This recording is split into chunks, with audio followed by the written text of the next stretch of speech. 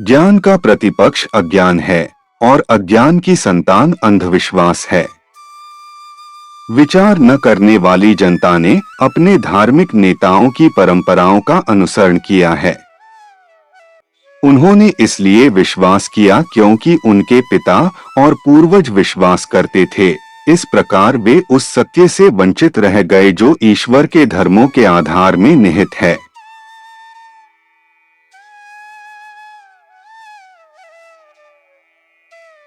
बहाई शिक्षाओं के अनुसार ईश्वर ने मनुष्य को केवल परंपराओं का अनुसरण करने के लिए नहीं, बल्कि सत्य की खोज करने के लिए बुद्धि, विवेक और समझ प्रदान की है।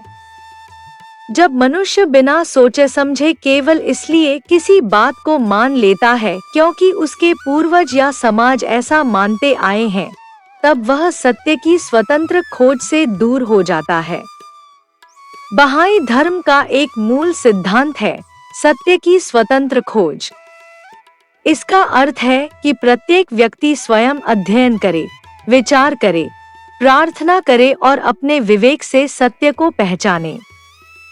किसी भी धार्मिक विश्वास को केवल जन्म, परिवार या समाज की परंपरा के आधार पर स्वीकार करना पर्याप्त नहीं है।